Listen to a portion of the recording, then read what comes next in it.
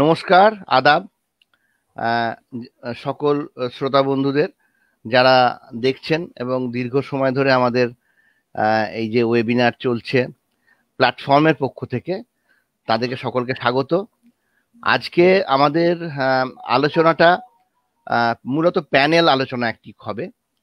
আপনাদের নিশ্চয়ই স্মরণে থাকবে যে গত 16ই সেপ্টেম্বর জমির অধিকার ও তৃণমূল স্তরে গণতন্ত্রের অনুশীলন এবং মূলত তৃণমূল স্তরে গণতন্ত্রের অনুশীলন এই বিষয়টি নিয়েই আমাদের এখানে যে ওয়েবিনার হয়েছিল তাতে বক্তব্য রেখেছিলেন ডক্টর অশোক সরকার। ডক্টর অশোক সরকার কে আপনারা সকলে চেনেন। উনি আজিম প্রেমজি বিশ্ববিদ্যালয়ের অধ্যাপক এবং একটি সেন্টারেরও এখন প্রধান। এই বিষয়ে ওনার প্রচুর কাজকর্ম রয়েছে, বই রয়েছে, গবেষণাপত্র রয়েছে। আমাদের সাথে আজকে রয়েছেন এই প্যানেল আলোচনায় ডক্টর সুমন নাথ। উনি অ্যানথ্রোপোলজিস্ট, নৃতাত্ত্বিক, এবং ওনার বইও প্রকাশিত হয়েছে খুব শিগগিরই। উনি আমাদের ওয়েবিনারে বক্তব্য রেখেছেন এর আগে পশ্চিমবঙ্গের রাজনৈতিক মেরুকরণের উপরে। আর রয়েছেন বিদ্যুৎ দেবনাথ, উনি একটু পরে চলে যাবেন। আরও আসার কথা রয়েছে ডক্টর সুজিত সিনহার। উনিও আজিম প্রেমজি বিশ্ববিদ্যালয়ে ছিলেন, দীর্ঘদিন ধরে সমাজের সামাজিক উন্নয়নের কাজের সাথে যুক্ত।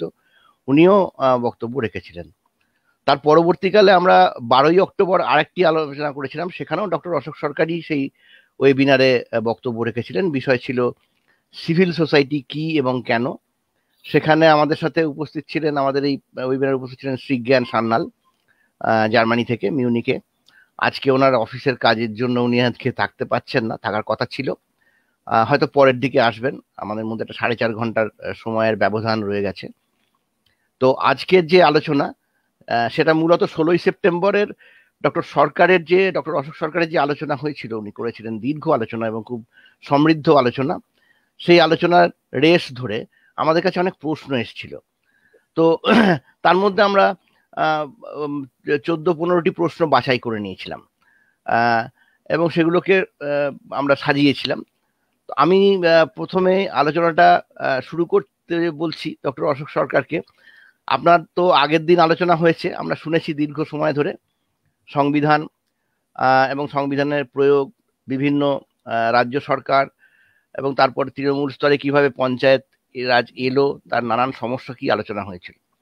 প্রথম যে প্রশ্ন রয়েছে আপনাকে, সেটি হচ্ছে সংবিধান প্রণয়ন হয়েছে 1950 সালে এবং আপনি সেদিন বক্তব্যের সময় বলেছিলেন যে তৃণমূল স্তরে গণতন্ত্র এটা গত 27 বছরের একটি প্রয়োগ। গত 27 বছর ধরে এটা হয়েছে। তো 70 বছর হয়ে গেছে 50 সাল থেকে।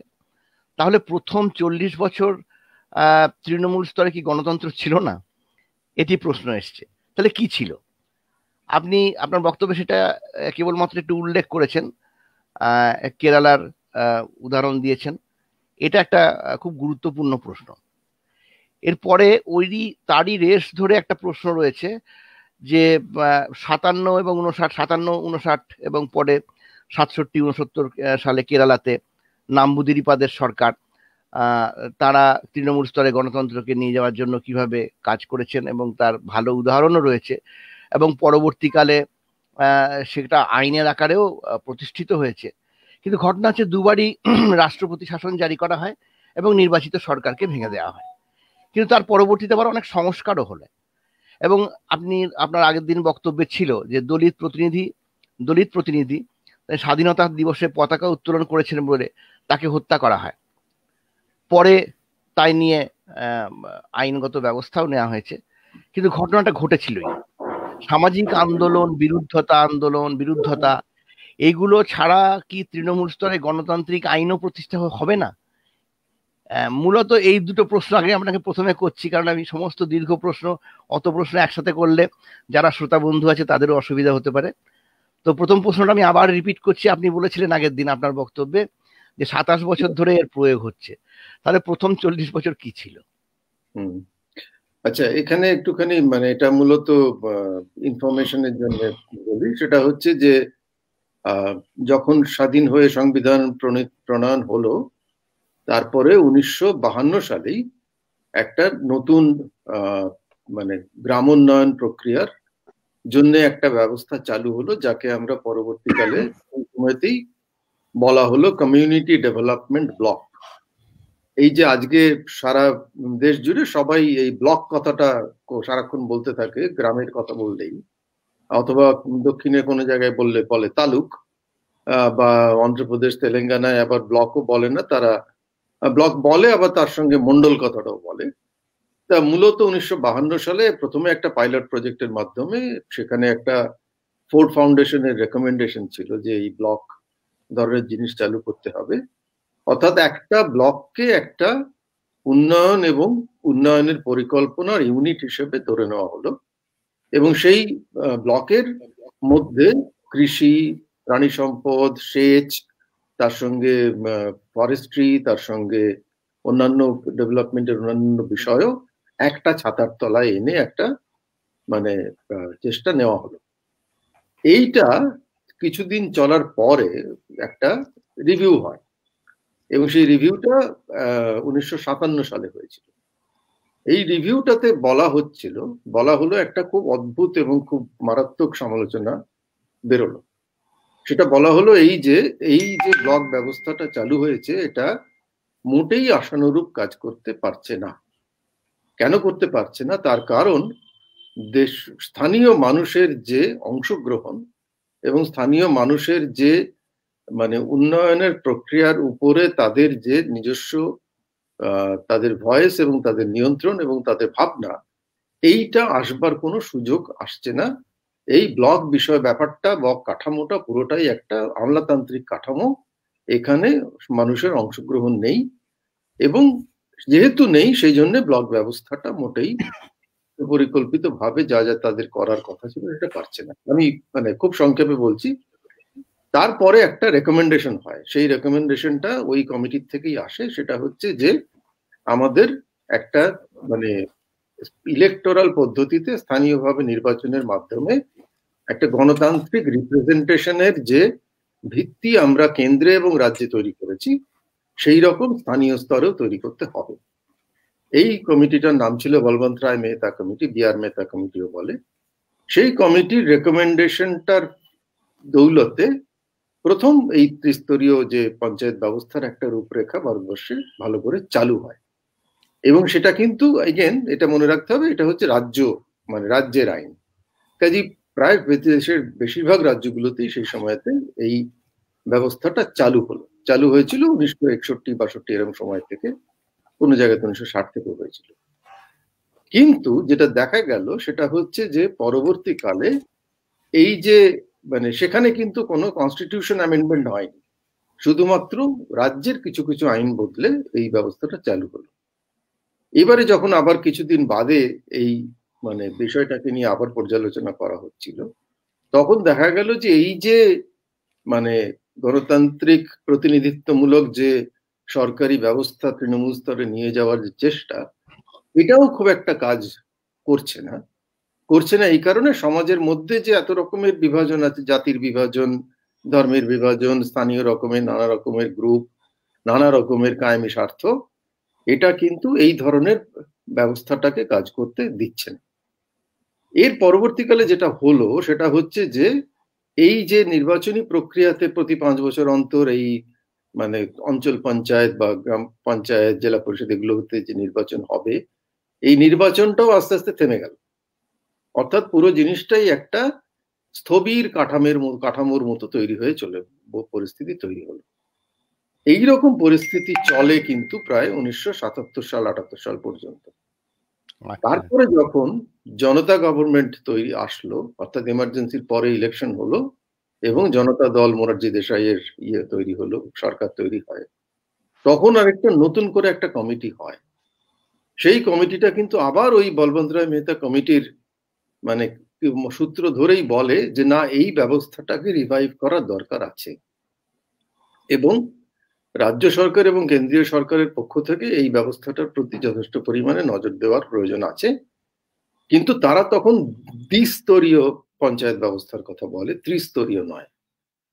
সেই অশোক মেহতা কমিটির যে রেকমেন্ডেশন, এটা বেশিরভাগ রাজ্যই গ্রহণ করেনি, কিন্তু 3টি রাজ্য গ্রহণ করেছিল, তার মধ্যে পশ্চিমবঙ্গ একটা।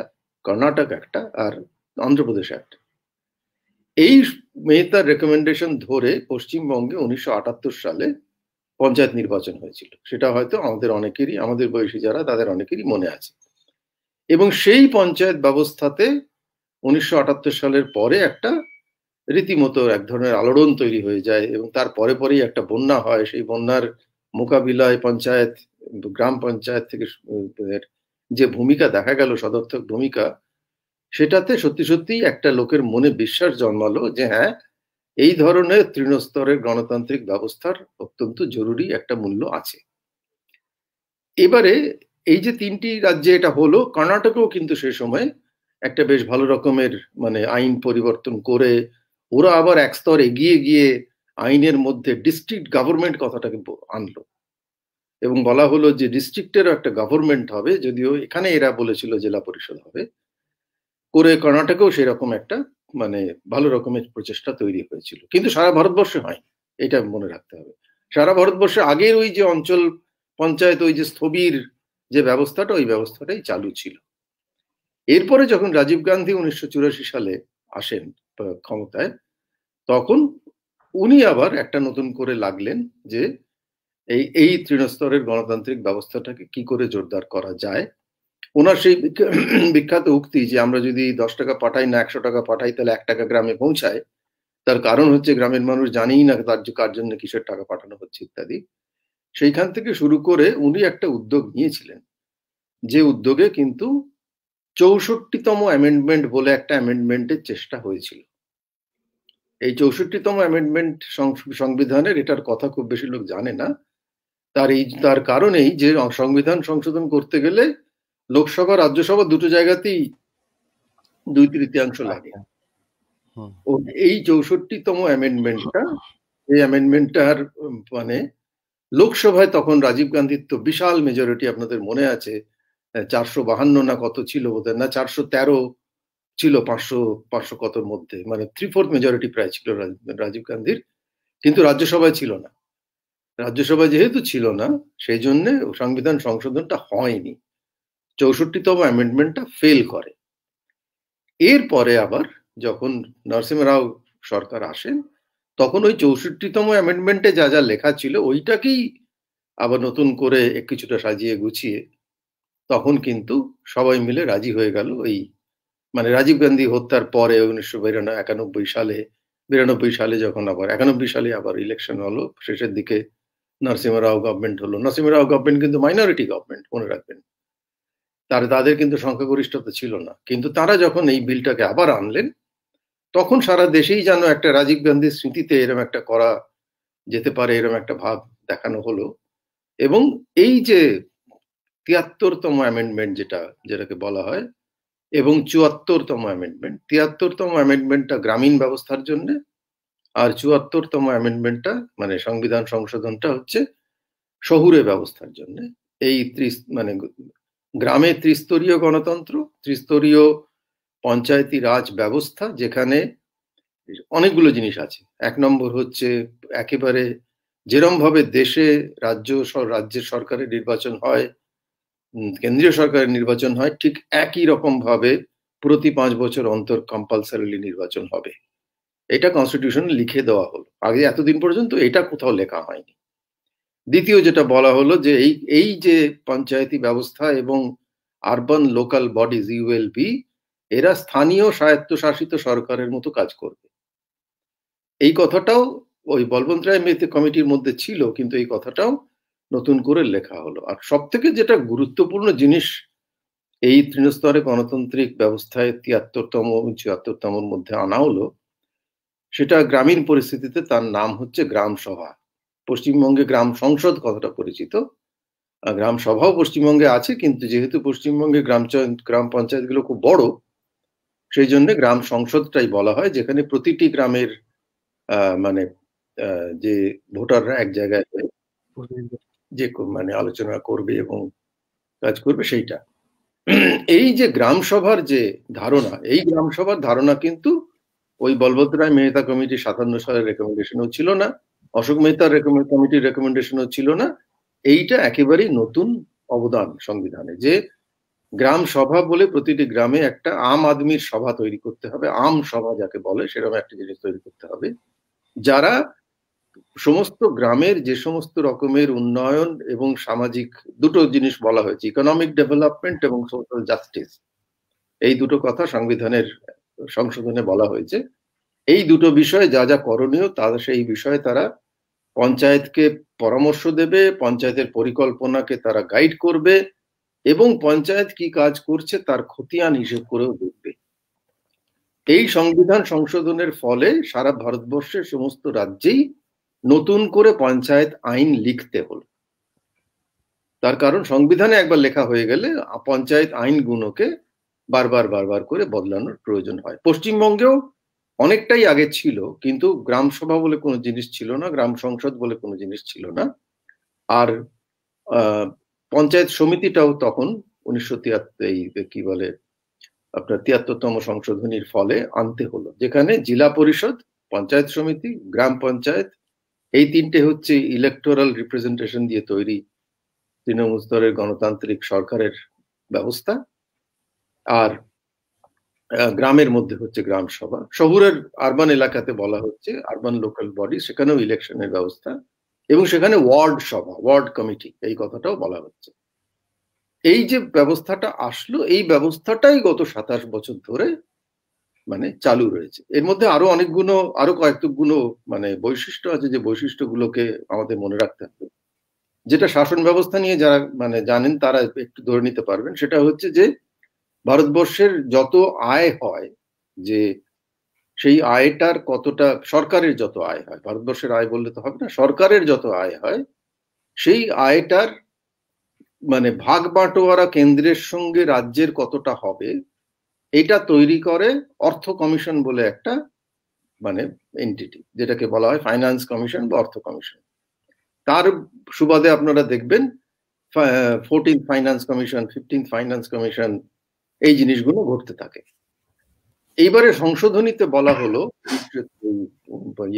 মানে 1993 সালের, যে ভাগ বাটোয়ারাটা এখন 3টে ভাগে হবে, কেন্দ্রীয় সরকার, রাজ্য সরকার এবং স্থানীয় সরকারেরও তার একটা ভাগ থাকবে।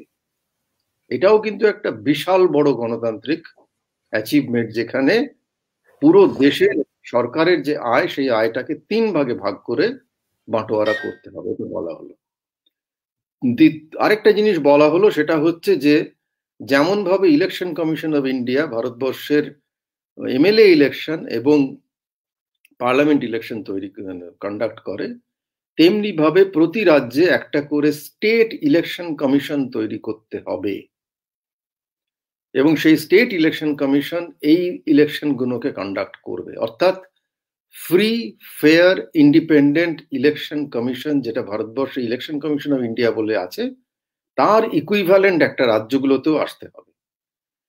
এখনো পর্যন্ত অনেকগুলো রাজ্যে এই স্টেট ইলেকশন কমিশনই কিন্তু পঞ্চায়েত ব্যবস্থার ইলেকশনটাকে কন্ডাক্ট করে, তারাই ভোটার লিস্ট বানায়, তারাই ভোটের ব্যবস্থা তৈরি করে।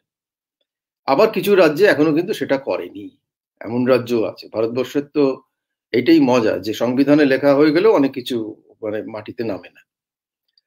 আরেকটা জিনিসও বলা হলো, সেটা হচ্ছে যেমন কেন্দ্রের যা পুরো আয়, যেটা দেশের আয়ের মধ্যে, সেটা 14th finance commission, 15th finance commission এইসব দিয়ে ভাগ বাটোয়ারা হবে, তেমনি রাজ্যের যে একটা আয় হয় সমস্ত ট্যাক্স ব্যবস্থা থেকে, সেই ব্যবস্থা, সেই আয়টাকেও কিন্তু এখন দুভাগে ভাগ বাটোয়ারা করতে হবে।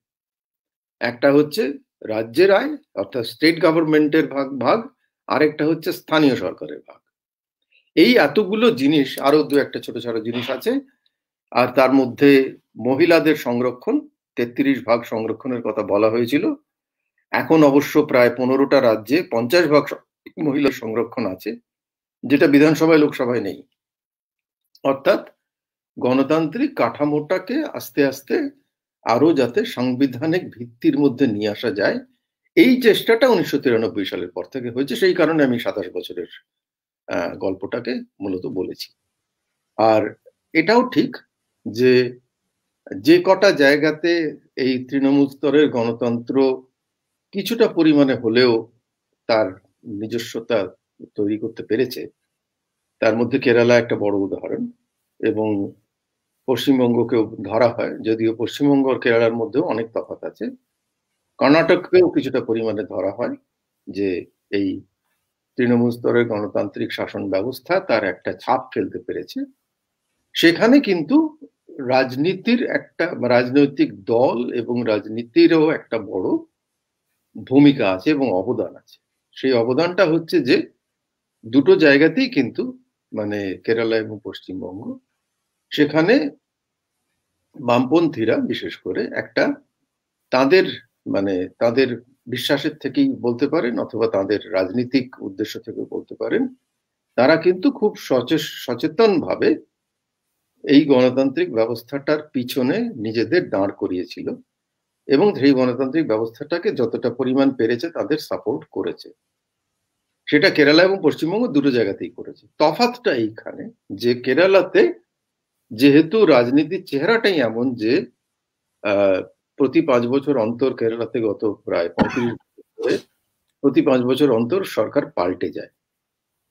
কিন্তু যেটা ওই 1995 সালের পর থেকে যেটা করতে পেরেছিল কেরালায়, সেটা হচ্ছে যে পঞ্চায়েত ব্যবস্থাটাকে একেবারেই একটা স্থানীয় সরকার বলে এমনভাবে তারা পরিচিতি দিতে পেরেছিল, যার ফলে রাজ্যের সরকার পাল্টে গেলেও কিন্তু পঞ্চায়েত ব্যবস্থাটা দুর্বল হওয়ার সুযোগটা তার আর থাকেনি। অর্থাৎ কংগ্রেসের যখন সরকার এসেছে তখনও তারা সেই পঞ্চায়েত ব্যবস্থাটাকেই নিয়েই এগিয়েছে, আবার বামপন্থীরা যখন ফিরে এসেছে ক্ষমতায় তখন তারা ওটাকে নিয়েই এগিয়েছে। কেরালা কিন্তু আরেকটা বড় জিনিস করতে পেরেছে, সেটা হচ্ছে যে সত্যি সত্যি পঞ্চায়েত ব্যবস্থাটাকে স্থানীয় গভর্নমেন্ট বলে তারা ডিক্লেয়ার করেছে, যেটা ওদের যে দপ্তর আছে যেটাকে আমরা মিনিস্ট্রি বা ডিপার্টমেন্ট বলি, সেখানে ডিপার্টমেন্টটাকেই বলা হয় department of local self government. আমাদের এখানে কিন্তু এখনো পর্যন্ত এটাকে পঞ্চায়েত দপ্তরই বলা হয়। সেখানে তারা কিন্তু মানে ওই ব্যবস্থাটাকে জোরদার করবার জন্য অনেকগুলো মানে আইনি ব্যবস্থা তারা নিয়েছে, এবং আইনি ব্যবস্থা নিলেও শুধু হয় না, তার পিছনে যে অর্থ ব্যবস্থা লাগে, তার পিছনে যে আরো লোক লস্করের ব্যবস্থা লাগে, সবটাই তারা অনেকটা করতে পেরেছে। সেই কারণে কেরালাতে এই পঞ্চায়েতগুলি মানে যাদেরকে ওরা পঞ্চায়েত বলে না, ওরা বলে লোকাল গভর্নমেন্ট। পঞ্চায়েত কথাটা সারা ভারতবর্ষে অন্য জায়গায় বলা হয়, ওরা সবসময় বলে লোকাল গভর্নমেন্ট। মানে লোকাল গভর্নমেন্ট গ্রামে, লোকাল গভর্নমেন্ট জেলায়, এইভাবে ওরা কথা বলে। ওদের কথা বলার ভাষাটাই পাল্টে ফেলতে পেরেছে। সেটা সেই অর্থে ওরা অনেকটাই এগিয়ে রয়েছে আর কি। পশ্চিমবঙ্গ অতটা না করলেও অনেক কিছুটা করতে পেরেছে। এই পর্যন্ত মানে এই দুটো প্রশ্নের বোধহয় কিছুটা অন্তত হলেও উত্তর হতে পারে। সুমননাথ, ডক্টর সুমননাথ। না, আমি তো অশোক বাবুর কথা শুনছিলাম। ইনফ্যাক্ট উনি যা বলেছেন তাতে প্রশ্নের উত্তর তো দেওয়া হয়েই গিয়েছে।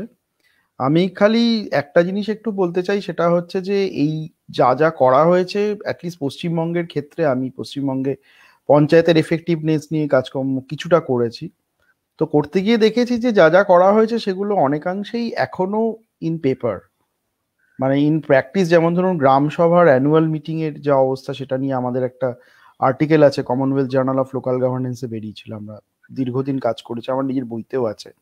গ্রাম সভার অবস্থাটা ভালো নয়, মানে গ্রাম সভায় মানুষের পার্টিসিপেশন ওভার দ্য ইয়ার কমছে,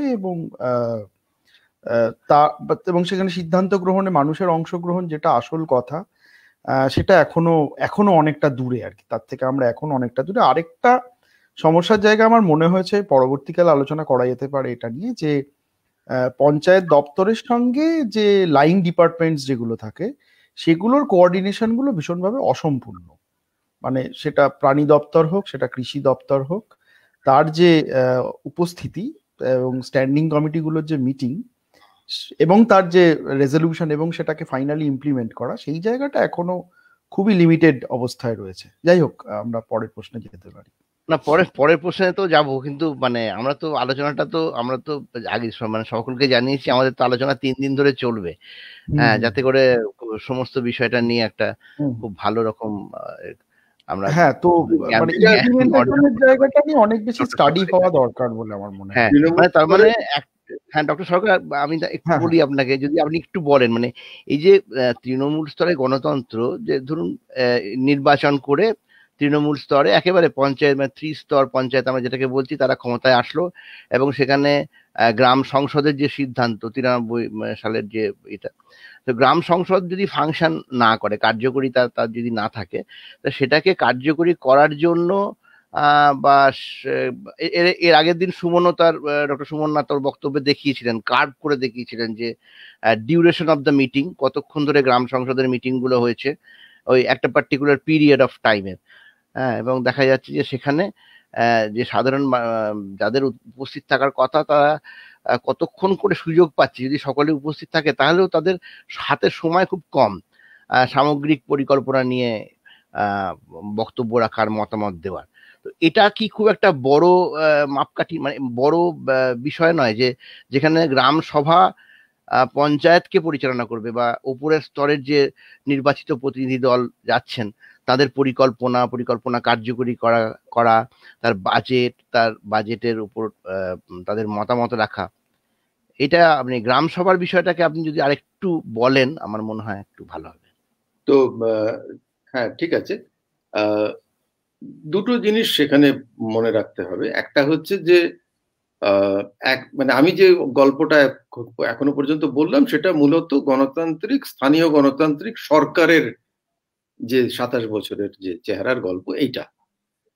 স্থানীয় গণতন্ত্র আর গণতান্ত্রিক সরকারের মধ্যে তো মানে কিছুটা মিল আছে, কিছুটা আলাদাও আছে।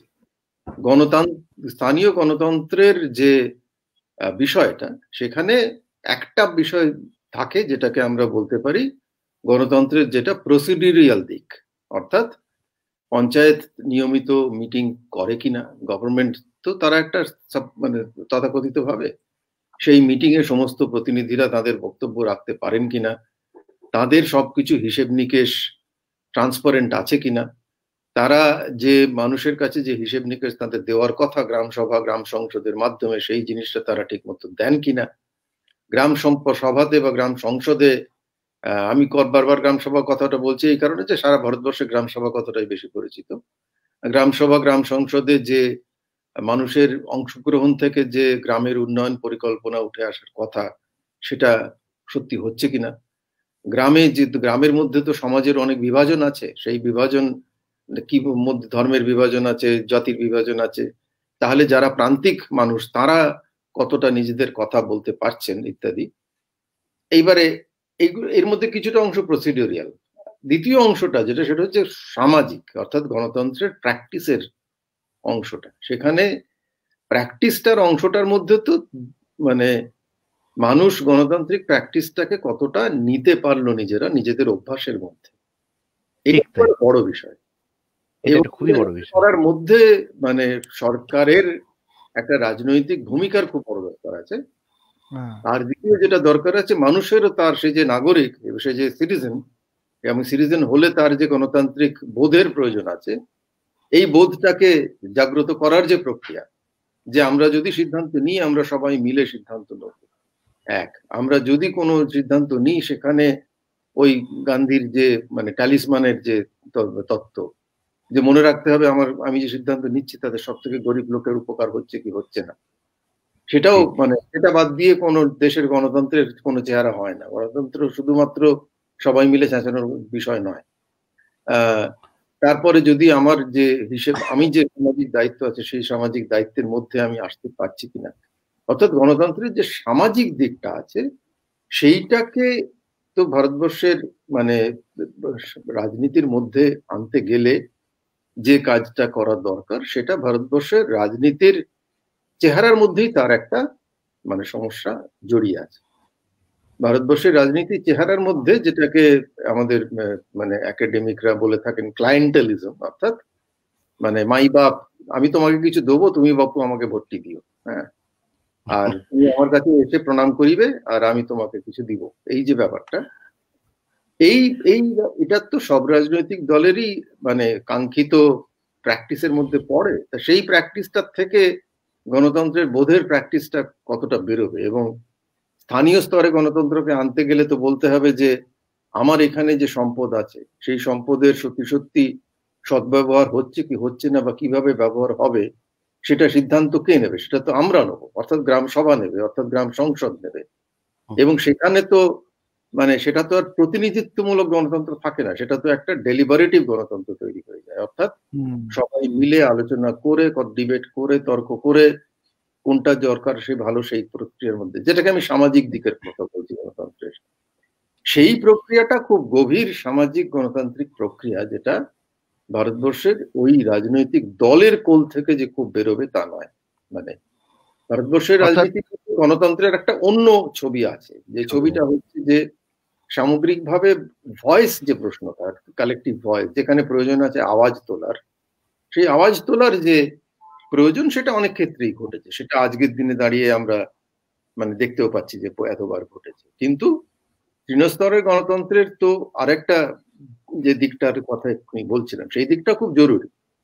সেই কাজটা যতটা পরিমাণে করতে পারা যায়, তার মধ্যে পঞ্চায়েতের নিজস্ব দায়িত্ব যেটা আছে, সরকারের নিজস্ব দায়িত্ব যেটা আছে, জেলা পরিষদগুলোর নিজস্ব দায়িত্ব যেটা আছে, সেই দায়িত্বটা কতটা সেটা পালন হচ্ছে, নাকি তারাও ওই একই ধরনের ক্লায়েন্টেলিজমের রাজনীতিটাই করছে, এটা দেখার বড় মানে প্রয়োজন আছে।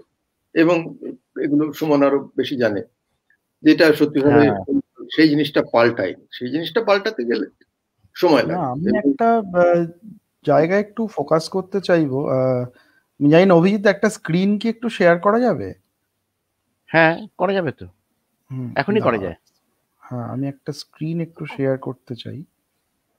হ্যাঁ, সুমনের তো, ডক্টর সুমন নাথের এ নিয়ে বেশ, ও তো একটানাই গবেষণা চালিয়ে যাচ্ছে এবং ফোকাসটা একেবারে সুনির্দিষ্ট আর কি। হ্যাঁ, আমি তোমরা এটা দেখতে পাচ্ছ কিনা এই মুহূর্তে একটা গ্রাফ? ঠিক আছে, এসে গেছে। হ্যাঁ, এসে গেছে। হ্যাঁ, এখানটাতে আমি অ্যাকচুয়ালি 4টে পঞ্চায়েতের উপরে কাজ করছিলাম এবং সেটা কাজটা শুরু হয়েছিল 8 সাল থেকে, এবং কাজটা এখন আমি করছি বিভিন্ন রকম স্কেলে আর কি। এটা 2017 সাল পর্যন্ত আমি একটা অ্যাভারেজ করেছিলাম যে এই গ্রাম সভায় মিটিং কি পরিমাণ হচ্ছে।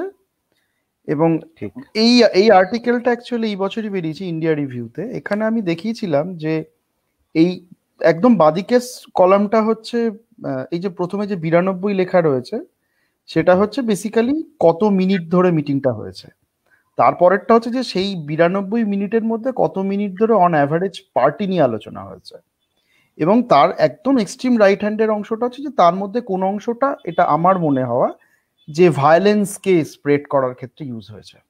এবং এই ডেটাটা কিন্তু খুব অ্যালার্মিং বলে আমার মনে হয়েছে, যে এন্টায়ার গ্রাম সভার মিটিং ডিউরেশনটা মধ্যে কিন্তু অনেকটা অংশই হচ্ছে রাজনীতি, সেটা আসতেই পারে, এবং তার থেকেও বেশি যেটা অংশ সেটা হচ্ছে ভায়োলেন্স, যেখানে ভায়োলেন্সকে অনেকাংশে প্রমোট করা হয়েছে, যেখানে দেখে নেব, থ্রেট করছি, এই জায়গাগুলো কিন্তু উঠে আসতে শুরু করেছে পঞ্চায়েতের মিটিং এ, যেটা খুব আনএক্সপেক্টেড।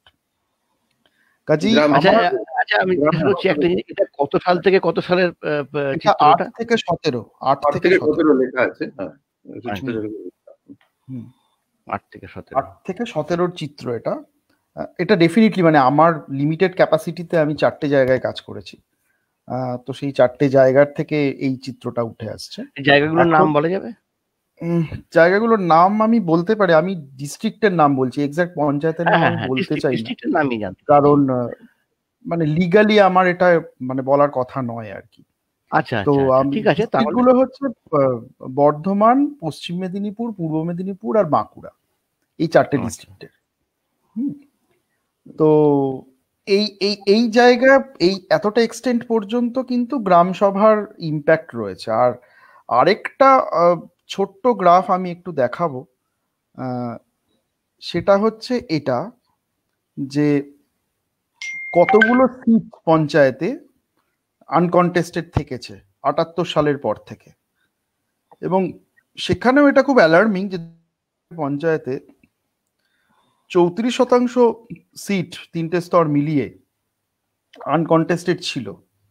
কাজে ডেমোক্রেসির প্র্যাকটিস বলতে আমরা যেটা ভাবছি বা যেটা চাইছি, সেখানে কিন্তু অশোকদা যেটা বারবার বলছেন আর কি, সেখানে কিন্তু এক তো হচ্ছে পাবলিক স্ফিয়ার, যে স্ফিয়ারটাকে আরো বেশি সচেতন হওয়া প্রয়োজন, সেটা এখনো আমরা করতে পারিনি, অ্যাটলিস্ট পশ্চিমবঙ্গে তো দেখাই যাচ্ছে সেটা। আর 2 নম্বর হচ্ছে যে রাজনৈতিক সদিচ্ছা, এই দুটোরই কিন্তু আমার মনে হচ্ছে যথেষ্ট অভাব আছে, এবং এই দুটোর একেবারে কাঁধে কাঁধ মিলিয়ে না চললে পরে তৃণমূল স্তরে গণতন্ত্রকে পৌঁছে দেওয়াটা ওই কাগজে কলমেই থাকবে বলে আমার মনে হয়। যাই হোক, আমি এবার স্ক্রিনটা অফ করছি, আমরা আবার ফিরে আসি মূল আলোচনায়। না, এটা খুবই গুরুত্বপূর্ণ। ডক্টর সরকার কি আর কিছু বলবেন এই নিয়ে? তাহলে আমি পরের প্রশ্নে চলে যাব।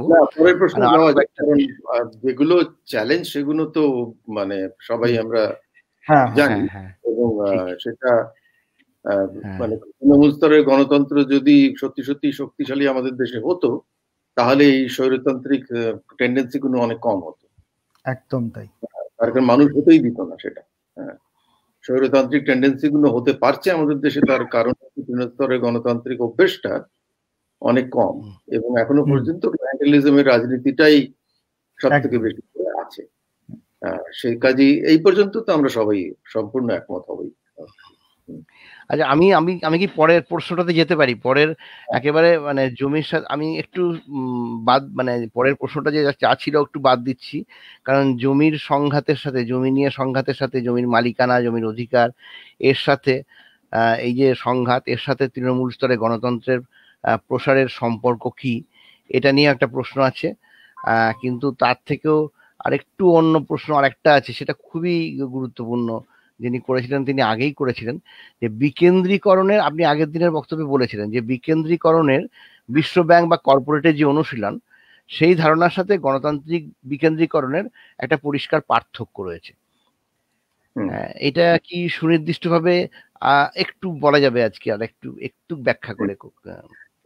বিকেন্দ্রীকরণটা মানে এক অর্থে বিকেন্দ্রীকরণটা সবাই চায় সারা পৃথিবীতে। স্বৈরতান্ত্রিক টেন্ডেন্সি মানে যাদের রাজনীতিতে আছে তারা বাদ দিয়ে বিকেন্দ্রীকরণ সবাই এক অর্থে চায়, এই জন্যে যে ডিসিশন মেকিং যত সেন্ট্রালাইজড হয় তত ডিসিশন মেকিংটা অনেক বেশি ব্যুরোক্র্যাটিক হয়ে যায়, আর ডিসিশন মেকিং যতটা সেন্ট্রালাইজড হয়ে যায় তত ডিসিশন মেকিং এ ভুল হওয়ার চান্স থাকে, এবং তত ডিসিশন মেকিংটা খুব তাড়াতাড়ি সাসেপ্টেবল হয়ে যায় যে কোনো একটা বিগ ফোর্সের হাতে। ভারতবর্ষে সেটা এখন পরিষ্কারভাবে আরো দেখাও যাচ্ছে আর কি।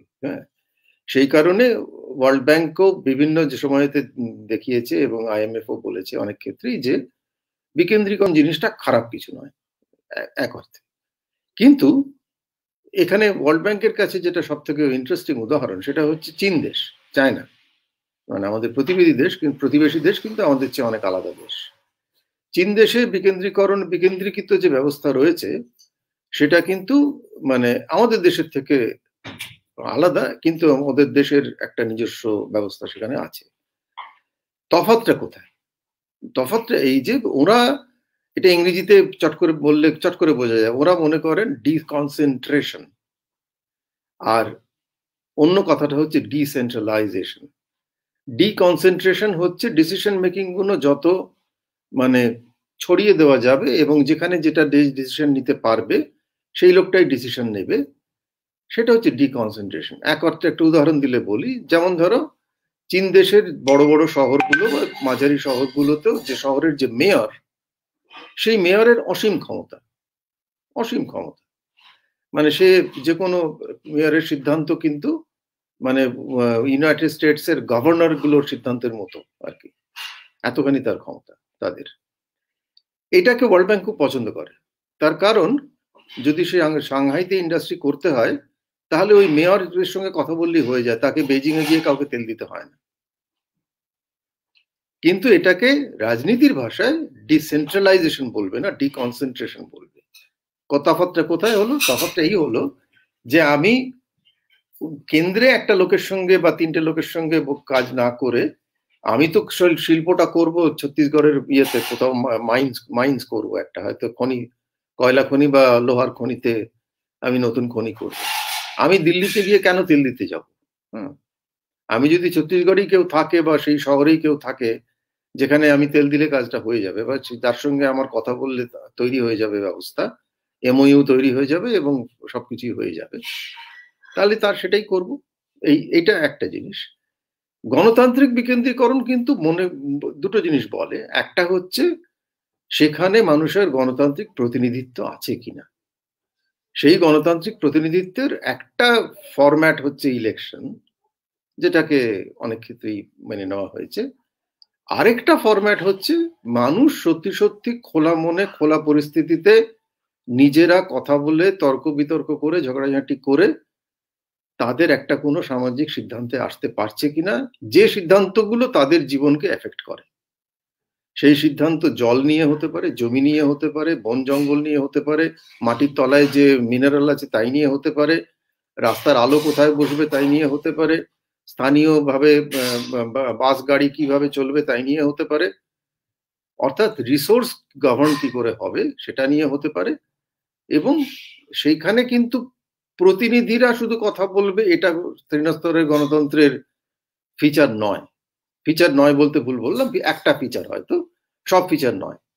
সেখানে কিন্তু ডেলিবারেটিভ প্রসেসটা কতটা বেশি পরিমাণে মানে ব্যবহৃত হচ্ছে, সেইখানে গিয়ে ভারতবর্ষে যে এক্সপেরিমেন্টটা শুরু হলো 1993 সালে, সেই এক্সপেরিমেন্টটা 1996 সালে গিয়ে PESA, panchayat extension in schedule areas, যেটা প্রায় আপনার মানে 10টা বোধহয় রাজ্যে আছে, যেটাকে ফিফথ শিডিউল এরিয়াতে এই গ্রাম সভার উপরে ক্ষমতাটা আরো অনেক বেশি পরিমাণে দিয়ে দেওয়া হলো।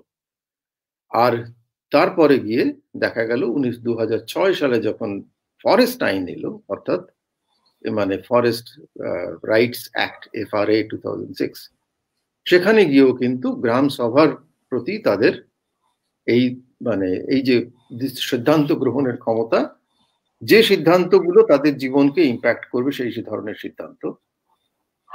কিরম ভাবে বলবো জিনিসটাকে, ফরেস্টের প্রধান রিসোর্স হচ্ছে ফরেস্ট নিজেই, সেখানকার গাছপালা, সেখানকার জল, সেখানকার বনজ সম্পদ, সেখানকার ওষুধ, মানে আপনার বায়োডাইভার্সিটি, সবকিছুই সেটাই তাদের সম্পদ।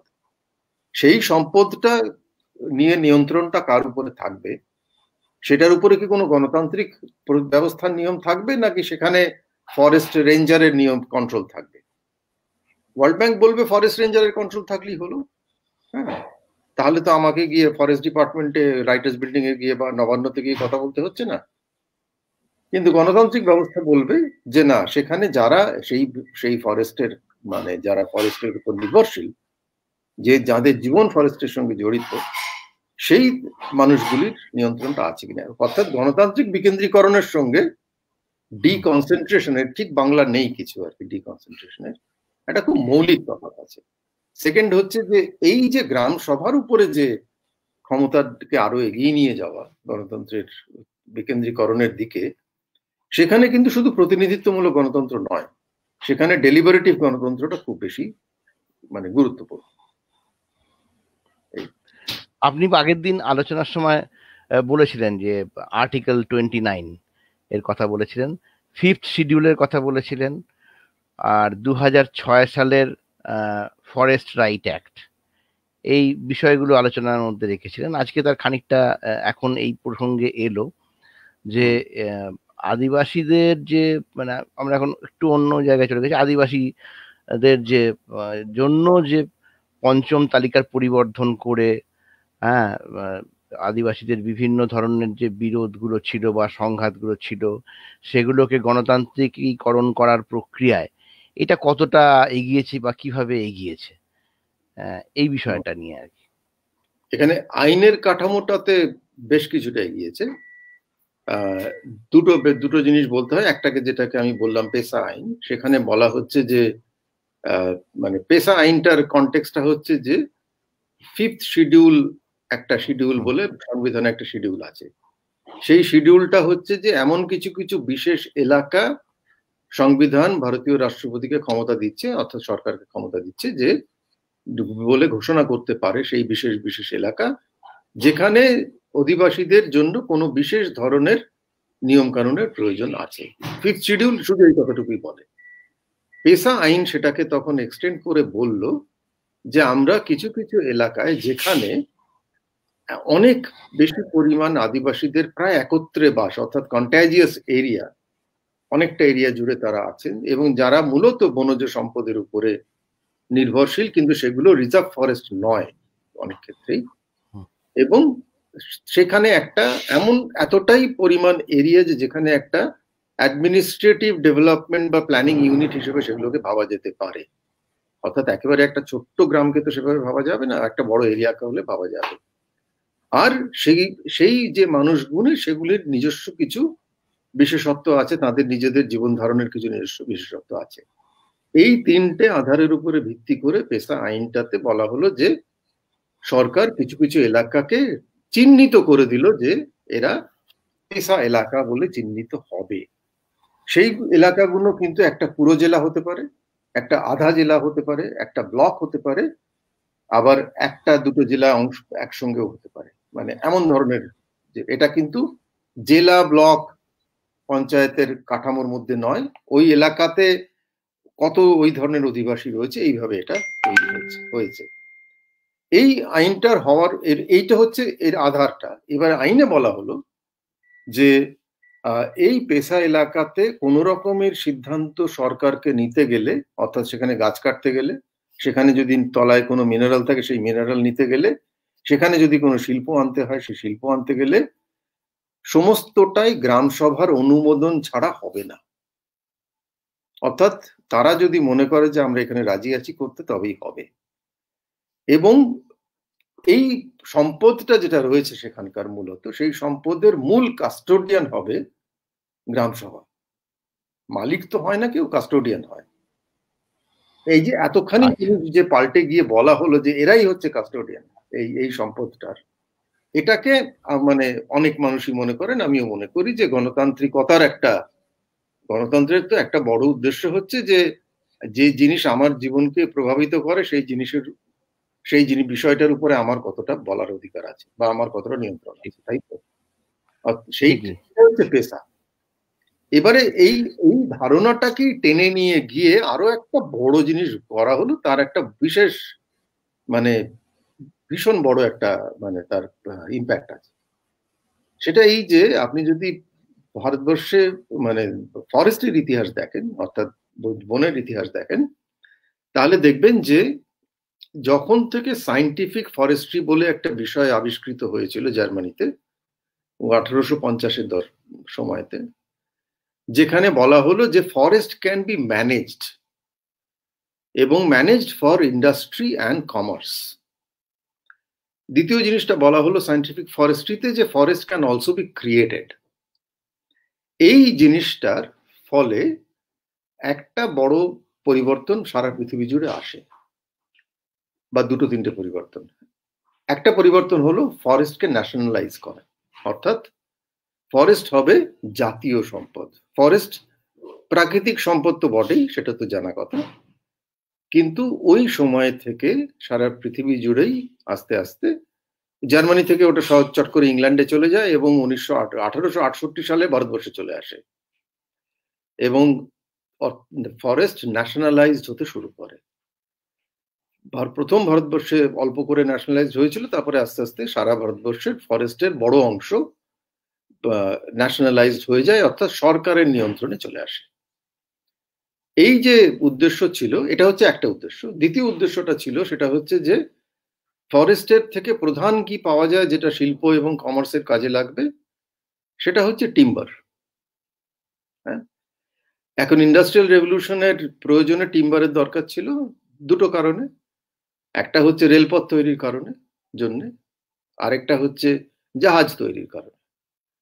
সেই কারণে টিম্বার বিকেম এ ন্যাশনালাইজড গুড।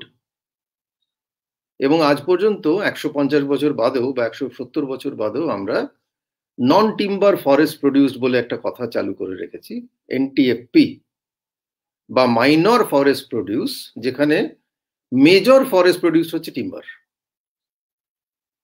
এবারে এই যে ইতিহাসটা, এর ফলে তৃতীয় যে জিনিসটা ঘটলো সেটা এই যে মুহূর্তে ফরেস্ট ন্যাশনালাইজড হয়ে যেতে লাগলো, তখন ফরেস্টে যারা অধিবাসী, যারা চিরাচরিত বহু 800, 900, 1000 বছর আগে থেকেও ফরেস্টের মধ্যে বাস করছেন, হঠাৎ করে তারা ফরেস্টে অবাঞ্ছিত হয়ে ঘোষণা হয়ে গেল। এবং সেই সময় থেকেই মানে আমাদের দেশে এবং সারা পৃথিবীর বহু দেশেই এই আদিবাসীদের আন্দোলন শুরু হয় আর কি। আমাদের মানে অনেকগুলি আন্দোলনের কথা ভারতবর্ষে আছে, তার একটা বিশাল ইতিহাস আছে আদিবাসীদের আন্দোলন।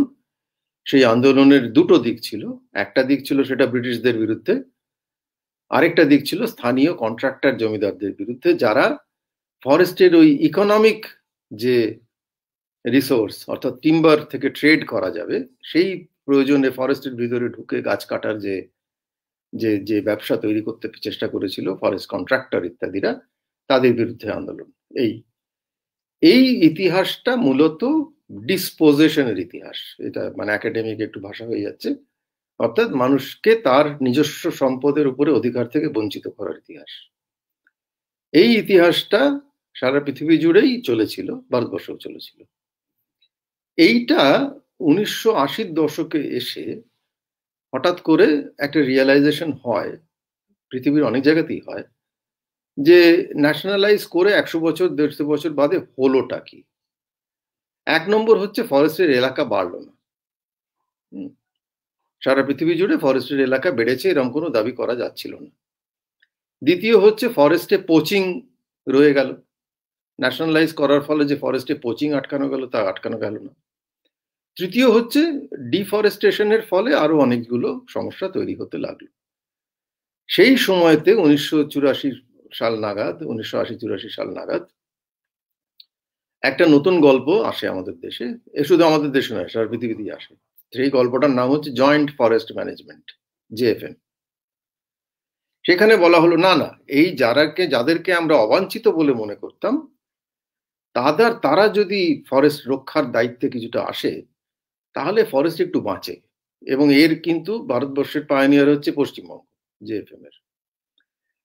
সেখানে কয়েকজন ফরেস্টার উপলব্ধি করেন যে না না, সত্যিকারই আমরা ওদেরকে অবাঞ্ছিত বলে ঠিক করিনি, এরা বাঞ্ছিত, কিন্তু এদের নিয়ন্ত্রণে রেখে জয়েন্ট ফরেস্ট ম্যানেজমেন্ট কমিটি বলে একটা বস্তু তৈরি করা হয়। মূল উদ্দেশ্যটা হচ্ছে যে কোনোভাবে এদেরকেও একটা জায়গা দেওয়া এবং যাতে বন রক্ষার দায়িত্বটা এরা নিতে পারে। এটা হচ্ছে সাধারণভাবে, আমি এটা ম্যাক্রো পিকচার বলছি, যদিও মানে উত্তরাখণ্ডের একটা নিজস্ব গল্প আছে যেখানে বন পঞ্চায়েত বলে একটা বস্তু আছে, যেটা অন্য কোনো একদিন আলোচনা করা যাবে, তার মধ্যে আজকে ঢুকলে মুশকিল আছে। তার ইতিহাসটা অন্য আরো ইন্টারেস্টিং, আরো নয় ইকুয়ালি ইন্টারেস্টিং ইতিহাস। তো এই যে জেএফএম দিয়ে যেটা শুরু হলো সেইটা তারপরে এসে 2000 সাল আসার পরে সারা পৃথিবী জুড়েই একটা রব উঠলো যে সত্যি সত্যি ফরেস্ট মানে ন্যাশনালাইজ করে খুব বেশি কিছু হয়নি। সেই কারণে প্রথম একটা দেশ নামিবিয়া, যারা প্রথম মানুষকে পুরোটা ফিরিয়ে দিল আবার। They have sent back the forest to the people again.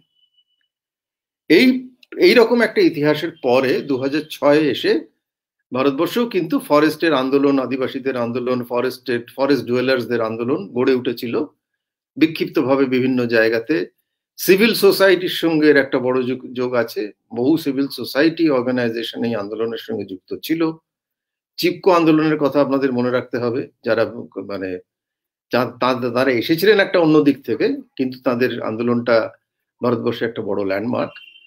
এইসবের ধারাবাহিকতায় 2006 এসে একটা বিশাল পরিবর্তন ঘটলো। সেই ঘটলোটা এই যে ট্রাইবাল ডিপার্টমেন্ট, ফরেস্ট ডিপার্টমেন্ট কিন্তু নয়, ট্রাইবাল মিনিস্ট্রি একটা আইন প্রণয়ন করলেন সারা দেশে।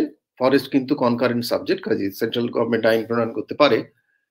সেখানে বলা হলো যে এত বছরের যে আমরা ঐতিহাসিক ভুল করেছি, সেই ঐতিহাসিক ভুলটাকে মানে সংশোধন করবার জন্য আইন আমরা নিয়ে আসছি, যেখানে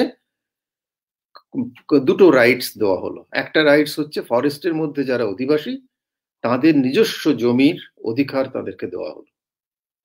সেই জমি, যে জমিতে 5 একর পর্যন্ত জমি তারা চাষ করবার জন্য ব্যবহার করতে পারবেন, এবং তার মধ্যে তারা যে থাকবেন, থাকে বাড়িঘর তৈরি করবেন, সেই বাড়িঘর তৈরিও তাদের প্রাইভেট জমি তৈরি হবে, যদিও সেই জমি তারা বিক্রি করতে পারবেন না, কারণ সেটা ফরেস্টের অন্তর্গত।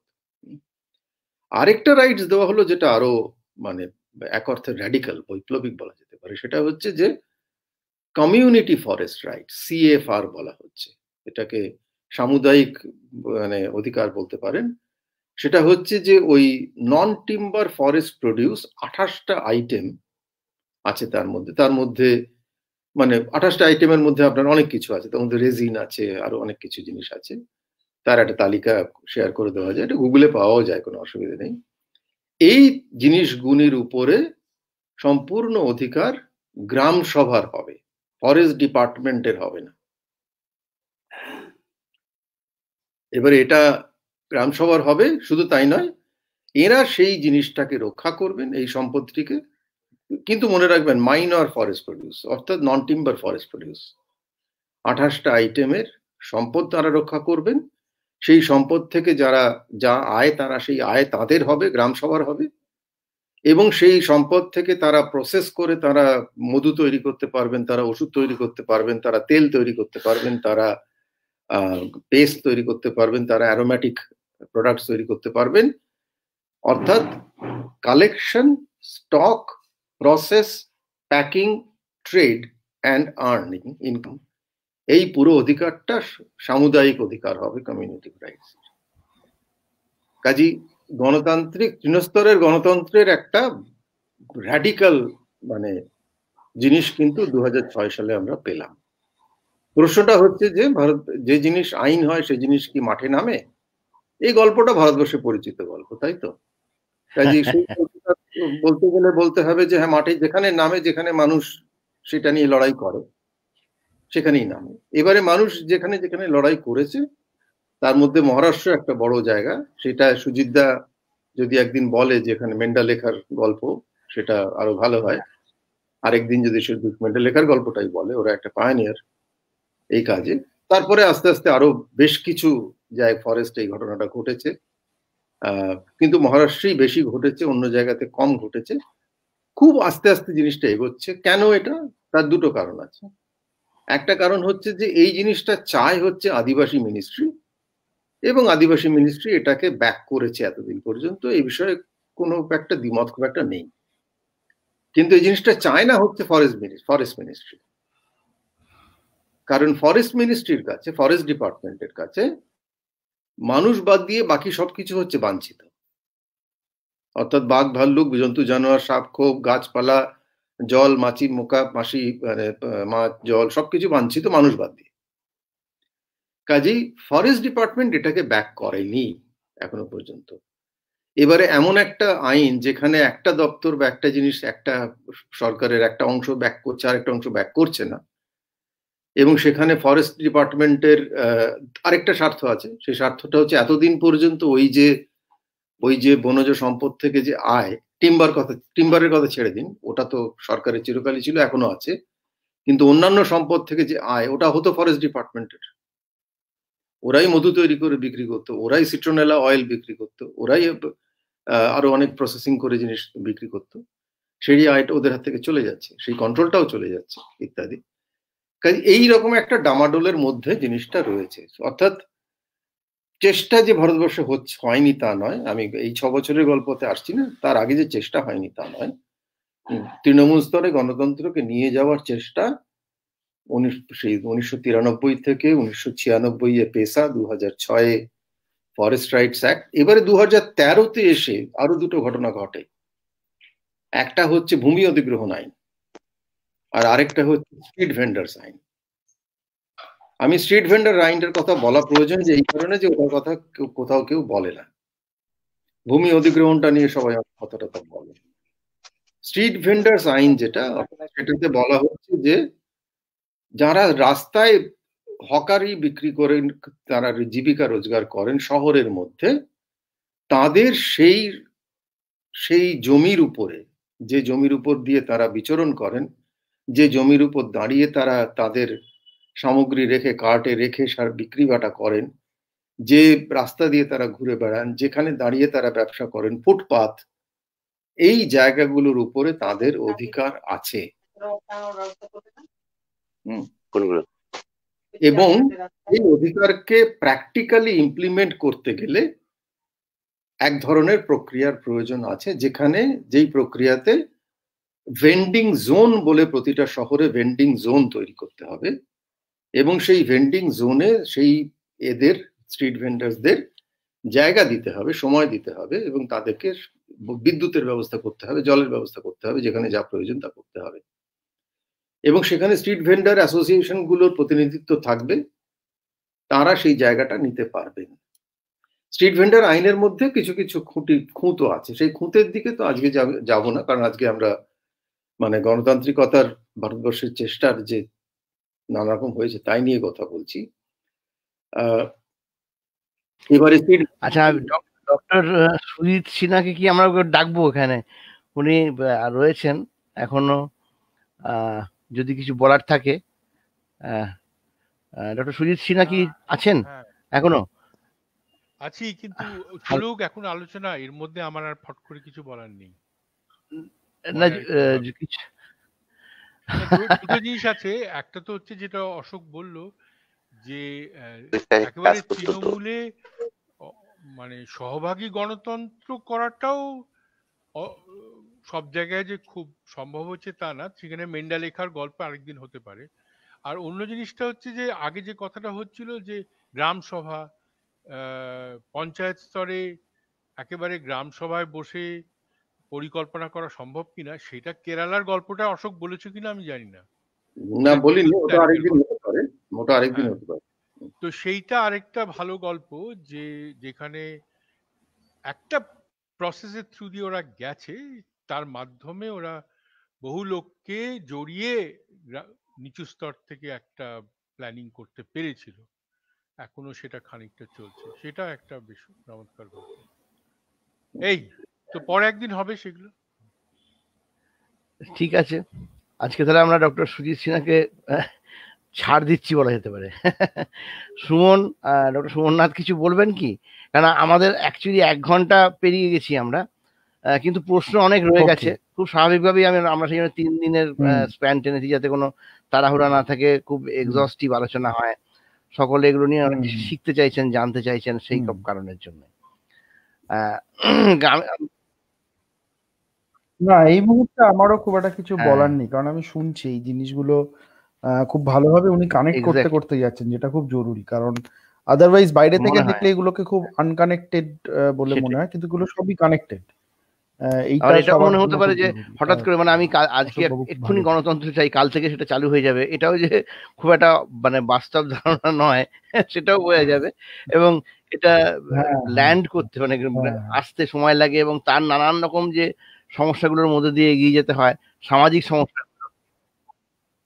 এবং একটা খুব বড় বিষয় যেটা অশোক বাবু বললেন, যে যেখানে যেখানে গণ আন্দোলন হয়েছে সেখানে সেখানে আইনগুলো ফাইনালি ইমপ্লিমেন্ট করা গেছে। মানে বারবার করেই হচ্ছে এই পাবলিক স্ফিয়ার। আমি এইটা আমার কাছে একটা পাজল। এটা প্রথম দিকের প্রশ্নের মধ্যে ছিল, একজনের প্রশ্নের মধ্যে এটা ছিল, ওই যখন ওই রাষ্ট্রপতি শাসন করে সরকারকে। এটা আমার কাছে পাজল, যে কি করে একটা এরকম একটা কনসিয়াস পাবলিক স্ফিয়ার তৈরি করা যায়। অশোকবাবু বলছিলেন যে সবটাই আলটিমেটলি ক্লায়েন্টেলিস্টিক ডেমোক্রেসির জায়গা চলে আসে, কিন্তু আবার এটাও তো ঠিক যে ফাইনালি ডেমোক্রেসি ক্লায়েন্টেলিস্টিকই। কারণ যারা ভোট দেবে তারা চাইবে তার এক্সচেঞ্জে কিছু আমি পাই, কাজেই সেখানে একটা ক্লায়েন্টেলিজম একটা পজিটিভ ভাবেও আসতে পারে। কিন্তু এই পুরোটাই দাঁড়িয়ে থাকছে কিন্তু আলটিমেটলি পাবলিক স্ফিয়ারের উপরে। সেই পাবলিক স্ফিয়ারটা কি করে বিল্ড আপ করতে হবে, সেটা কোথায় ভাগ ফোকর থাকছে, সেইটাকে অ্যাড্রেস করা দরকার। ওটা মানে ওই যেদিন সিভিল সোসাইটি নিয়ে আলোচনা হতে পারে সেদিনকে আমরা আরো বিস্তারিত আলোচনা করবো। যেমন এখানে আরো প্রশ্ন রয়ে যাচ্ছে আজকে, সেটা হয়তো আমাদের আগামীকাল বলতে আগামী 12 তারিখে আমাদের আবার বসা আছে প্যানেলে, তখন আলোচনা। যেমন জাতি ধনবৈষম্য তো আমাদের আছেই, তার সাথে ধনবৈষম্যের সাথে জাতি বৈষম্য, লিঙ্গ বৈষম্য, এগুলো কিভাবে তৃণমূল স্তরে গণতান্ত্রিক আন্দোলন বা গণতন্ত্রকে নিয়ে যাওয়ার পথে যে বিরাট অন্তরায় হয়ে দাঁড়াচ্ছে, এটা কাটিয়ে ওঠার উপায়টা কি? মানে ধরুন গ্রাম সভা করে কি এগুলো সব কাটিয়ে ফেলা যাবে? এটা কি আদৌ সম্ভব? আরো প্রশ্ন আছে। প্রশ্নের মধ্যে এটা আছে যে, হ্যাঁ বলুন। আমি আরেকটা প্রশ্নের সাথে বলে দেবো, তাহলে সুবিধা হবে আপনার।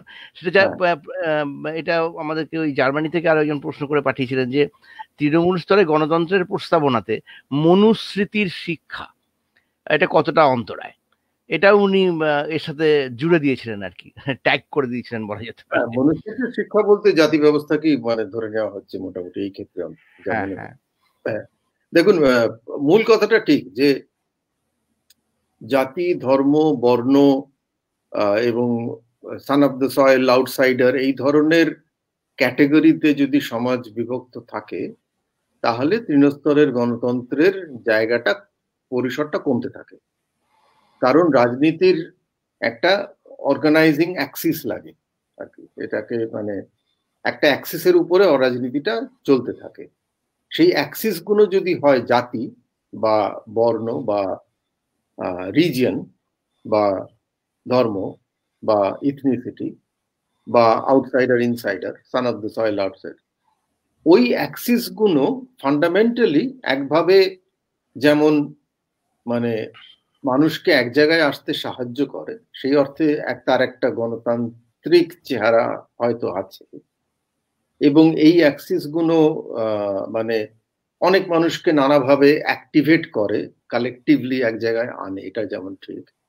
কিন্তু ফান্ডামেন্টালি ওই অ্যাক্সিস গুলো কিন্তু এক্সক্লুশনারি, অর্থাৎ আরো অনেককে পাশে সরিয়ে দেয়। পাশে সরিয়ে দেয় এই জন্যে যে ধর্মের কথা বললে এটা খুব পরিষ্কার আজকের দিনে, জাতির কথা বললেও এটা পরিষ্কার। সব যাদবরা যদি যাদবদের কথাই ভাবে, বাল্মীকিদের কথা না ভাবে, অথবা যদি কুমারদের কথা না ভাবে, তাহলে ওই জাতি ব্যবস্থার মধ্যে যারা দলিত বলে বলছি তাদের মধ্যেও এত ধরনের ছোট ছোট ছোট ছোট ভাগ আছে। তারা যদি প্রত্যেকে শুধু আমার গ্রামে 10টা আছে যাদব আর পাশের গ্রামে একটাও নেই, তাহলে তার পাশের গ্রামে হয়তো একটা পিস আছে, আর 7 কিলোমিটার গেলে আরো 10টাকে পাওয়া যাবে। আমার ইউনিটির বেসিসটা যদি ওই অঙ্কে অ্যাক্সিসে চলতে থাকে তাহলে তৃণস্তরের গণতন্ত্র হয় না। ঠিক এবারে ভারতবর্ষের মানে রাজনীতির অ্যাক্সিসটা এই মোটামুটি মানে 90-এর দশক থেকে 80-এর দশক থেকে একটা রিজিয়নাল, কাস্ট, ইথনিসিটি অ্যান্ড 2000-এর পরে এসে ধর্ম, এই অ্যাক্সিসে মানে জড়িয়ে গেছে। কোনটা আগে এসেছে কোনটা পরে এসেছে বড় কথা নয়, বড় কথাটা এই যে এই অ্যাক্সিসটা দিয়ে ভারতবর্ষের রাজনীতির পরিসরটা তৈরি হচ্ছে, পলিটি যাকে বলে সেটা তৈরি হচ্ছে। তাতে যেটা হয়েছে সেটা হচ্ছে, এইটা সমাজতাত্ত্বিকরা বেশ সুন্দর করে অনেকদিন ধরে বলতেন যে বাহ, এতে গণতান্ত্রিক স্পেসটা আসলে বাড়ছে, দলিতদের ভয়েস বাড়ছে, ছোট ছোট নানা ধরনের জাতিদের এসে তারা কথা বলছে, তারা ভয়েস বাড়ছে। কথাটা ঠিক, কিন্তু কথাটা ওই পর্যন্তই ঠিক যে হ্যাঁ এরা তাদের কথা বলছে, নিজেদের কথা বলতে পারছে। একটা জায়গা আমার একটা উপলব্ধি এটা এই যে ভারতবর্ষের সমাজতত্ত্বের আলোচনাতে এবং রাজনীতির আলোচনাতে তো বটেই একটা জিনিস মিসিং আছে, সেটা হচ্ছে যে গণতন্ত্রের আরেকটা ফান্ডামেন্টাল ভ্যালু আছে, যে ভ্যালুটা হচ্ছে আই কেয়ার ফর মাইসেলফ, যে কারণে আমি কথা বলবো, চেঁচাবো, but I must care for the other. সেইটা না হলে গণতন্ত্রের ফান্ডামেন্টাল ভ্যালুর বেসিসটাই নড়ে যায়। এবারে জাতি, ধর্ম, বর্ণ, রিজিয়ন এইসব দিয়ে যে রাজনীতি, সেখানে আই কেয়ার ফর মাইসেলফ বা উই কেয়ার ফর আওয়ারসেলভস এইটা তৈরি হয়েছে, যে কারণে ভয়েসটা তৈরি হয়েছে। সেই অর্থে ওইটুকু তারা গণতান্ত্রিকতা আনতে পেরেছে, কিন্তু ওই গল্পটা তৈরি হয়নি, সেটা হচ্ছে যাদব আর বাল্মীকি পরস্পরের কথা ভাববে। সেটা তৈরি হতে গেলে নতুন আইডেন্টিটি লাগে, নতুন পরিচয় লাগে।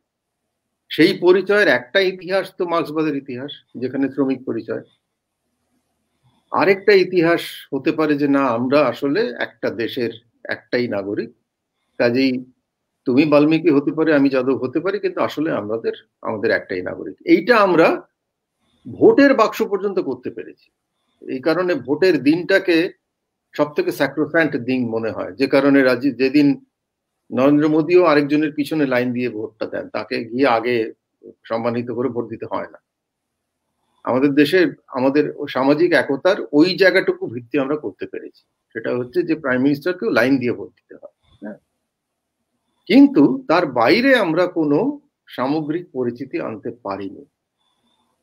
সেই সামগ্রিক পরিচিতিটা দুভাবে আনা যেত। একটা হচ্ছে যদি শ্রমিকদের আইডেন্টিটি হতে পারতো যেভাবে মার্কস ভেবেছিলেন, আরেকটা হচ্ছে পলিটিক্যাল কমিউনিটি, যেটাকে আমরা ইথনিক কমিউনিটির বদলে যে কথাটা বলি সেটা হচ্ছে যে we are a political community. যে কমিউনিটিটা ইথনিক কমিউনিটির উপরে তো আমার কোনো কন্ট্রোল নেই, কারণ আমি যদি চামারের ঘরে জন্মগ্রহণ করি কাজে আমার পরিচয় হয়ে গেল চামার, তাতে তো আমি তো কিছু করিনি, তাতে তো আমার ওটা তো আমার ডেস্টিনি এক অর্থে। কিন্তু পলিটিক্যাল আইডেন্টি কমিউনিটি তো আমাদের তৈরি করতে হবে নিজেদের। এটা তৈরি করতে পারা যায় যদি আমরা সেই বিষয়তে সচেতন হই, এবং যতক্ষণ না স্থানীয়ভাবে ওই সচেতনতাটা আসবে ততক্ষণ ওই জিনিসটা আসবে না। গ্রাম সভাটা কেন গুরুত্বপূর্ণ সেটা হচ্ছে যে গ্রাম সভা এমন একটা ডেলিবারেটিভ ফোরাম যেটা অনেকটা মানুষকে পাশাপাশি এসে কথা বলে পরিচিতি হয়ে একটা it's a public common good, যেখানে মানুষ পাশাপাশি এসে একটা তর্ক বিতর্কের মাধ্যমে একটা জায়গাতে পৌঁছতে চেষ্টা করে। সেইটা মধ্যে মানে এই যেটা সুমন দেখালো তথ্যের দিক থেকে এটা খুব গুরুত্বপূর্ণ। সেখানে যদি তোকে দেখে নেবো আর তুই আমায় কি দেখে নিবি রে, আমি তোকে দেখে নেবো, তাহলে গণতন্ত্রের ফান্ডামেন্টাল বেসিসটাই হয় না।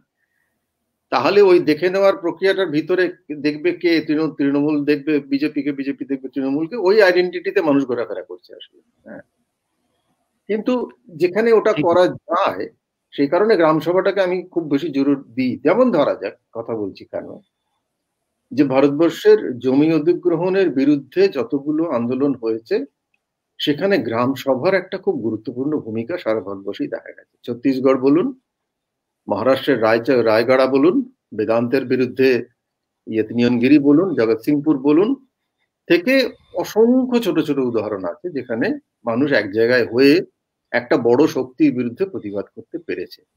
তখন কিন্তু তাদের ওই নিজস্ব পরিচয়ের আইডেন্টিটি গুলো ভুলে তারা এক জায়গায় আসতে পেরেছে। অর্থাৎ কখনো কখনো লার্জার ফোর্সেস এর বিরুদ্ধে মানুষ এক জায়গায় হয়, প্রশ্ন হচ্ছে যে সেটা এক ধরনের এক জায়গায় হওয়া, আরেক ধরনের এক জায়গায় কি করে আমরা হতে পারবো, সেই প্রক্রিয়াটাই হচ্ছে তৃণমূল স্তরের গণতন্ত্রের প্র্যাকটিসের প্রক্রিয়া। আমার যেটা বক্তব্য সেটা বলেই হয়তো আজকে শেষ করতে হবে, সেটা হচ্ছে যে আমি আর মনে করি না যে ভারতবর্ষের রাজনৈতিক দলের কোল থেকে এই প্রক্রিয়াটা বেরোবে। কেন বেরোবে না তার প্রমাণটা আজকের তারিখে দাঁড়িয়ে এই চাষিদের আন্দোলন দেখে বোঝা যায়। সেটা হচ্ছে এই যে চাষিদের আন্দোলনটা কিন্তু ভারতবর্ষের রাজনৈতিক দলের পরিসরের বাইরে এত একটা বড় আন্দোলন গড়ে তুলতে পারা গেল। এটা একটা যেমন দিক, তেমনি অন্য আরেকটা দিক যে ভারতবর্ষের বিপক্ষের যতগুলো রাজনৈতিক দল আছে তারা টোকেনিজমের উপরে গিয়ে এই আন্দোলনের পাশে কিন্তু দাঁড়াতে পারলো না। টোকেনিজম তারা করেছে, এই ভারত বন্ধ সাপোর্ট করে দিল, এটুকু তারা করেছে, তার বেশি করতে পারলো না। কেন?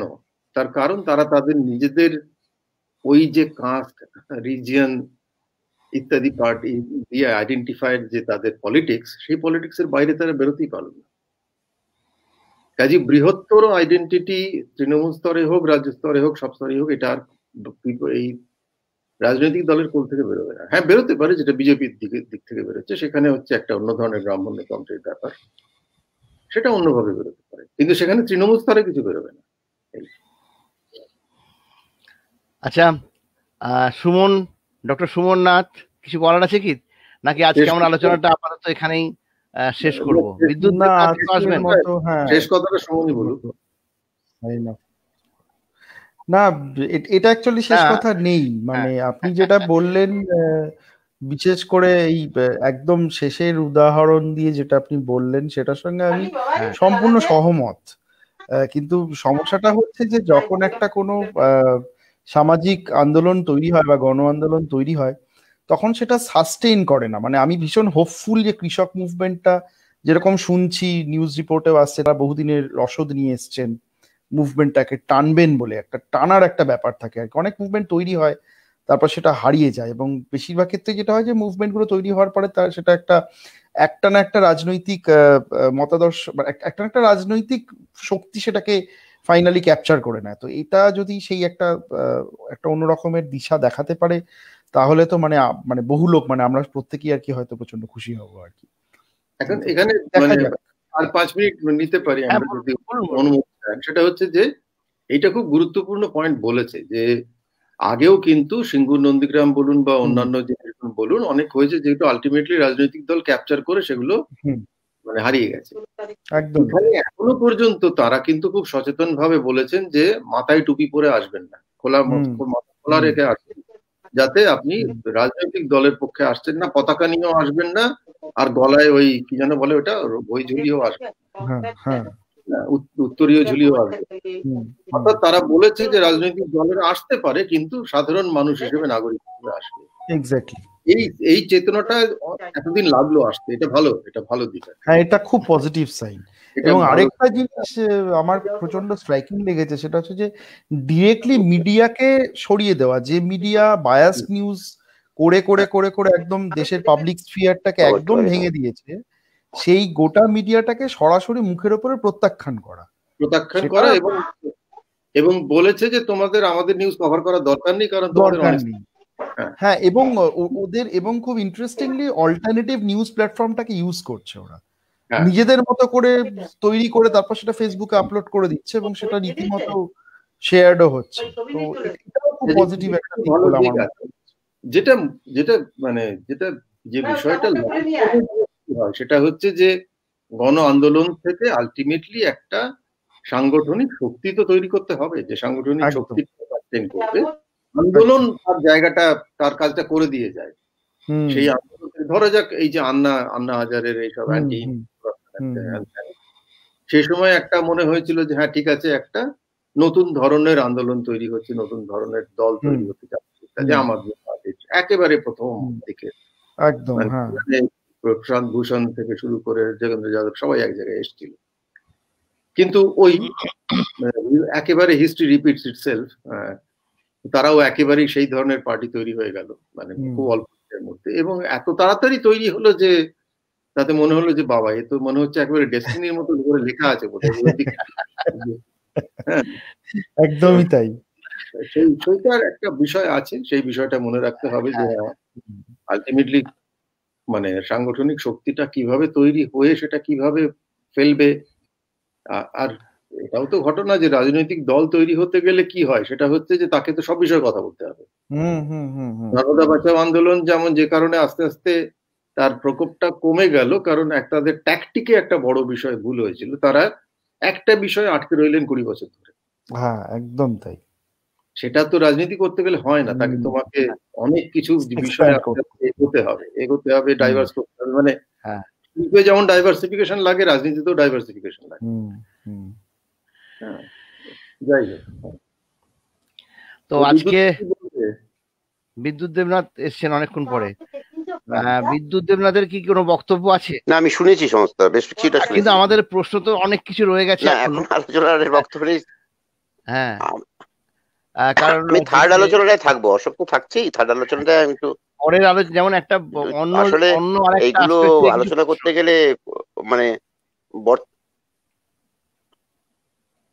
হ্যালো, মানে এগুলো আলোচনা করতে গেলে একটু চিন্তা ভাবনা করে ঢুকতে হয়, কথা বলতে হয়। সব সুমন আছে, অশোক আছে, তারা তো যে কথাগুলো বললো সেগুলো তো আমাদের খুবই বাস্তব এবং যেগুলো গ্রহণযোগ্য আর কি। এবং পরবর্তী থার্ড ফেজে আমি একটু ঢুকবো আর কি, সেটা আমি যে সিভিল সোসাইটি কেন বা অন্যান্য পরিপ্রেক্ষিতে আরো বেশি বেশি কি আলোচনা হচ্ছে, নাগরিক সত্তা কোথায়, নাগরিকের রাজনৈতিক সত্তাগুলো কোথায়, সেইগুলো। আমি রাজনৈতিক পার্টির কথা বলছি না, রাজনৈতিক সত্তার জায়গার কথা বলছি। সেগুলো তো সুমন একদিন বলেছে যে পলিটিক্যাল সোসাইটি, ওটাকে আমি একটু এই অক্ষরগুলো আমি খুব ইন্টারেস্টেড আর কি, পলিটিক্যাল সোসাইটি। এরপর 14 তারিখ, আমাদের 14 তারিখে যে সেশন তখন হবে, অসুবিধার কাছ থেকে আমরা শুনবো অনেক কিছু। কিন্তু এই যে তৃণমূল স্তরে গণতন্ত্র, এটার আরো একটা বিরাট দিক আছে, যেটা আজকে উজ্জ্বল হয়ে গেল, পরের দিন আলোচনা হবে, যে বিভিন্ন যে প্রকল্পগুলো, তার মধ্যে একটা, এবং সেটা গড়ে উঠেছিল হয়তো অনেক সময় মানুষের নিজস্ব জায়গা থেকেই গড়ে উঠেছে এবং সেটাই বিস্তার লাভ করেছে অন্য দিক থেকে, সেটা হচ্ছে স্বনির্ভর দল।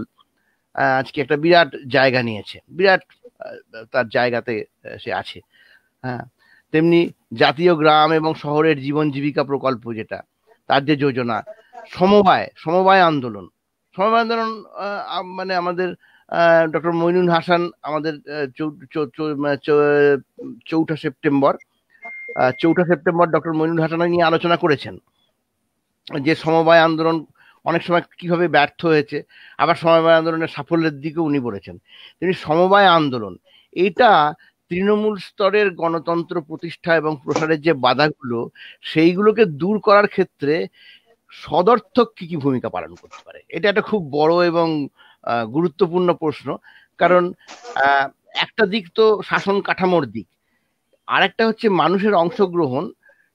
সে যখন তার নিজের জীবন জীবিকা তৈরি করছে, নিজের জীবন জীবিকাকে এগিয়ে নিয়ে যাওয়ার, বাড়িয়ে তোলার চেষ্টা করছে স্বনির্ভর দলের মাধ্যমে, সমবায়ীকরণের মাধ্যমে, সেখানে কিন্তু ডক্টর অশোক সরকার যেগুলো বলছিলেন যে গ্রামের জমি, জঙ্গল, জলসম্পদ, তার যে ব্যবহার, সেই ব্যবহারের দিকগুলো কি এগুলোর মধ্যে আসছে, কতটা আসছে, এবং সেইখানে এই যে নিয়ে আসাটা, এটা তৃণমূল স্তরে গণতন্ত্র প্রতিষ্ঠার পথে কতটা আমাদেরকে এগিয়ে দিতে পারে। কারণ আজকে পশ্চিমবাংলার দিকে আমরা যদি তাকাই, প্রায় 3500-র উপর আপনার সমবায় তৈরি হয়েছে শুধু স্বনির্ভর দলগুলোকে কেন্দ্র করে। অর্থাৎ একটা মোটামুটি ভাবে এক একটা গ্রাম সংসদ পিছু একটা করে সমবায় তৈরি হয়েছে। তার নিচে প্রচুর কয়েকশো বা তারও বেশি, কোথাও 500-1000 স্বনির্ভর দল রয়েছেন, এবং সেখানে সরাসরি তারা অংশ নিচ্ছেন। সেইটা আমরা পরের দিন আসবো, আজকে আর আলোচনা বাড়াচ্ছি না, কারণ আমরা অনেকটা এগিয়ে চলেছি। আর ছোট ছোট আলোচনা থাকা ভালো, পরবর্তীকালে অনেক লোক শুনছেন। আজকে অনুষ্ঠান মানে শুরু হওয়ার আগে, মানে সন্ধ্যে 7টা নাগাদ আমার সাথে একজনের কথা হচ্ছিল। আজকে ঘোষণাই করে দিচ্ছি, প্রতিচিতে উনি রয়েছেন, আমি নাম এক্ষুনি বলছি না। তো প্রতিচিতে উনি রয়েছেন, আমি ওনার সাথে, আমি ওনাকে প্রথমে ফোন করেছি, পরে উনি আমাকে ফোন করেছেন। ওনার বেশ কিছু লেখা টেখা বেরোয়, এই সময়েও কয়েকটা লেখা বেরিয়েছে, বিশেষ করে খাদ্য সুরক্ষা বিষয়টা নিয়ে। হ্যাঁ, খাদ্য সুরক্ষা আইন, যেটা সুমন এক্ষুনি বললো, আপনিও বললেন যে কৃষকদের যে আন্দোলন, সেই কৃষক আন্দোলন যে আইনকে নিয়ে হচ্ছে, তার সাথে খাদ্য সুরক্ষার বিষয়গুলো কিভাবে যুক্ত, এ নিয়ে উনি একটা বক্তব্য তৈরি করছেন। এ নিয়ে মিউনিকে জার্মানি থেকে শ্রীজ্ঞানও অনেক আলোচনা করেছে। তো আমরা আশা করছি যে 14 তারিখের পরে আর কি, 18-19 তারিখ পরে আমরা ওইরকম 2-1জনকে এনে বসাতে পারবো। তো ফলে আমাদের এই আলোচনাগুলো চলবে, এবং আমার ধারণা, আমাকে খবরও পেয়েছি যে অনেকে খুব আমাদেরকে প্রশংসা করছেন, আমাদের আরো বেশি করে উদ্যোগী হয়ে এগুলোকে চালিয়েই যেতে বলছেন। ফলে আমরা যে পিছিয়ে আসবো এমন উপায়টা নেই, কারণ খুব সুন্দর আলোচনা হচ্ছে। আমরা অনেক কিছু শিখছি, ডক্টর সরকারের কাছ থেকে অনেক কিছু শিখছি, আরো ডক্টর সুমন নাথের কাছ থেকে শিখছি। সুজিত সিনহার কাছে গল্প শোনা তো পুরোই বাকি আছে, উনি তো মেক্সিকোর গল্প করে হয়তো একটু অসুবিধার মধ্যে, আমরাও ওনাকে প্রোগ্রাম সেভাবে দিতে পারিনি, এর মধ্যে ওনার প্রোগ্রামগুলোও আসবে।